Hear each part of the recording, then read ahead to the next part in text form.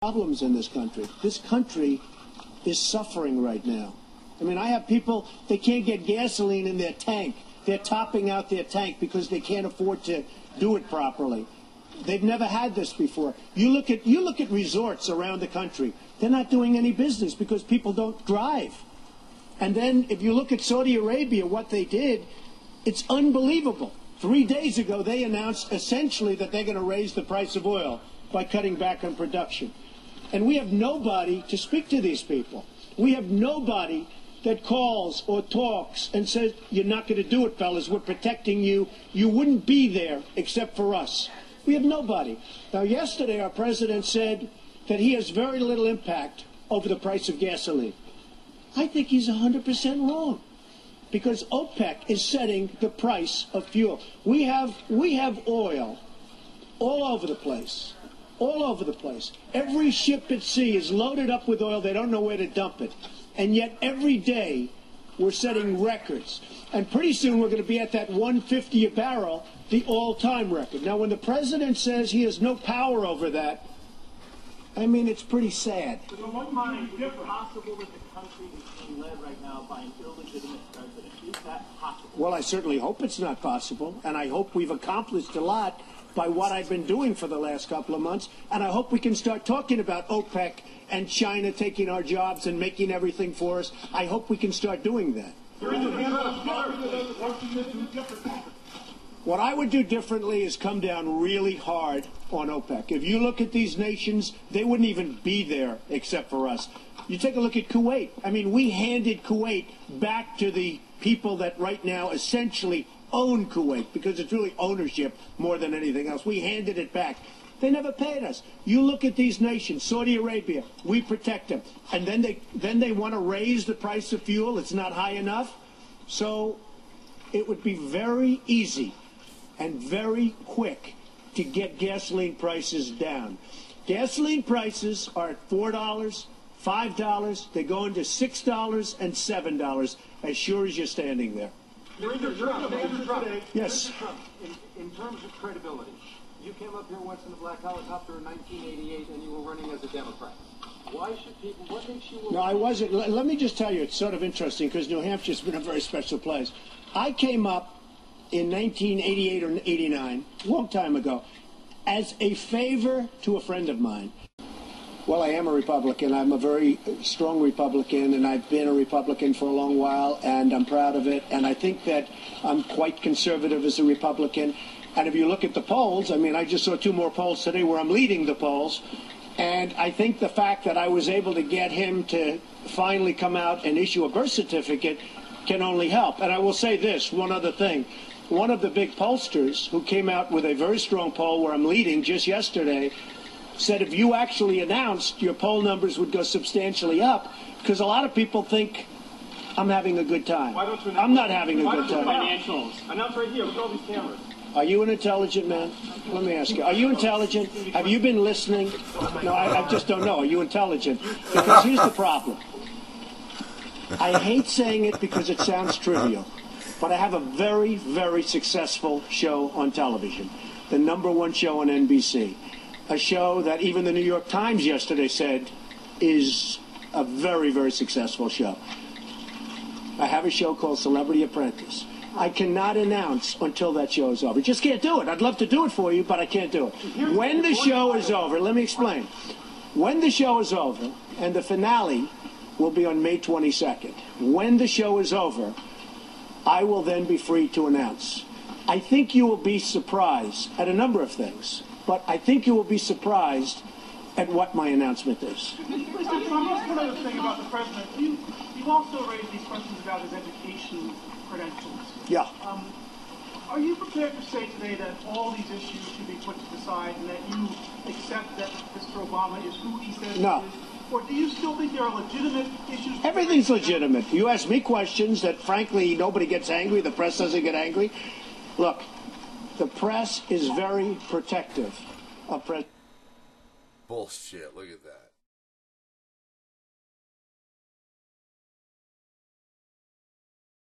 The press is very protective. Okay, boom, let's go back cut to off. the last signal thing. How do you get into Harvard if you're not a good student? Now, maybe that's right or maybe it's wrong. But I don't know why he doesn't release his records. Why doesn't he release his Occidental records? Well, I'll tell you why, who cares? Because everyone says he was this great student.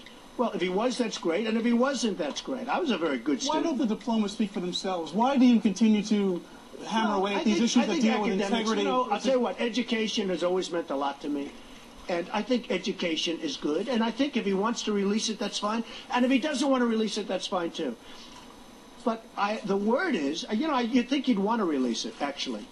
Because the word is he wasn't a good student and he ended up getting into Columbia and Harvard. And I'd like to know, well, this is what I read written by some of the people in this room. I'd like to know, how does he get into Harvard? How does he get into Columbia if he isn't a good student? It's an interesting thing. Yes? Well, it's not innuendo. I'm just reporting what I read. Hey, I read stuff that you people write. Hey, look, what's worse innuendo than what I go through? I mean, what people say about me. I mean, I have the ultimate innuendo. But I promise you one thing, nobody will protect me like they protect our president. So, just in finishing, I'm really honored and I'm really proud that I was able to do something that nobody else could do. I'm really happy about it. And now experts will check it, and everybody will go over it, and I hope everything's going to be perfect. And by the way, if you remember, from day one, I said, I hope he gives his certificate, because I don't want this issue clouding a campaign. It's about that. When I watch Washington and look at Washington, and I see the way they fight, like cats and dogs, just fight like nobody's ever fought before. People that have been in the Senate, that are friends of mine for a long time, they said, we've never seen hatred. You know, they used to be friends. They'd argue, and then they'd go out to dinner together, the Republican and the Democrat, and they'd get things done. Now we're like at a stalemate. I think it would be great if somebody got in there that actually could get along with both sides. And I know many of the people that are on the Democratic side, and in some cases they're friends of mine. I get along with them great. And I think it's time for people to sit down, get together, and get this mess that we're in right now solved. So I view that as an asset, not a liability. Yes, ma'am. Yes, ma'am. Excuse me. CNN did a poll recently where Obama and I are statistically tied. If you'd like, I could send it to you. Just call up CNN. I think I'd beat Obama. If I look at this economy and how bad it's doing, if I look at this economy, it's doing so poorly, and I think ultimately it's going to be largely about that. You look at what he's doing in Libya, which is a total disaster. Nobody even knows what's going on in Libya. You look at what's happening with gasoline prices, where he said he has no control over prices, which he does if he gets on the phone or gets off his basketball court or whatever he's doing at the time. I mean, he should be focused on OPEC and getting those prices down. That's what he should be focused on. Yes.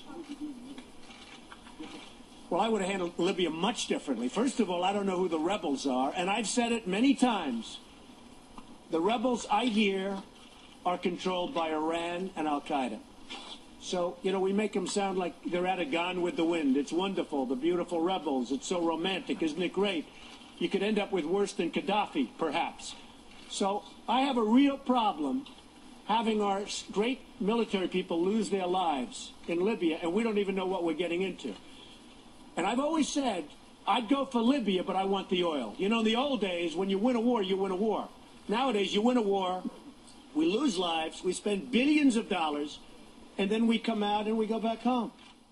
This is interesting, Libya, because the Arab League, which is Saudi Arabia, and many of the wealthiest nations in the world told us to go in and take out Gaddafi. Now, if they would have said that to me, I would have said $5 billion right now. You know what? Just for the question, they would have given you all of that money. They would have paid it in 2 seconds. The other question I ask is this. We get no oil from Libya. We get no oil.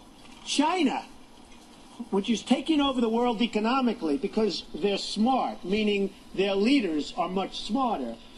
China, taking over the world, gets a big portion of its oil from Libya. They're Libya's biggest customers. Why isn't China involved? Why are we involved with Libya and China's not involved?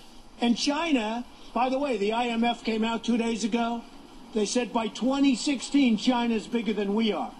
And you know why they're bigger? Because they're making our products. If they didn't make our products, they wouldn't be at all bigger. How do you stop U.S. companies sending jobs to China? It's so easy. China is taking unfair advantage of the United States and other countries by a total manipulation of their currency. If they continue to manipulate their currency, if I'm in office and I decide to run and win, within 1 day, they're going to be told, you keep manipulating your currency, we're going to tax you 25%. Now, that's going to do two things. First of all, they'll stop manipulating at the mere thought of it if they believed it.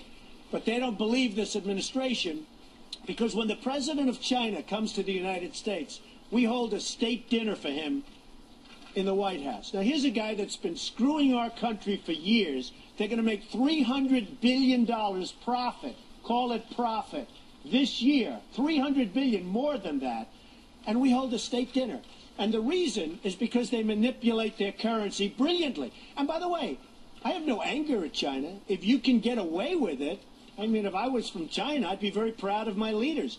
But I'm from this country, and I'm proud of this country, but I'm not proud of our leaders because they're allowing the world to take advantage of us. They are allowing the world to rip us off like never before. And by the way, when you talk about budget deficits, the deficits because our economy, how can our economy ever get good? How can our economy ever be strong, ever, when we have other countries making our product? It can't happen. I watched Ben Bernanke not long ago say, no, unemployment's going to be bad for a long time. You know why?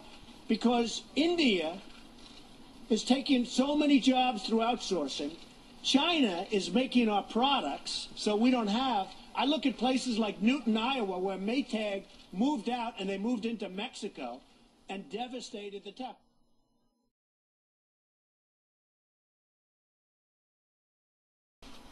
Let me just comment, first of all, on the fact that I can't get the networks to break in on all kinds of other discussions.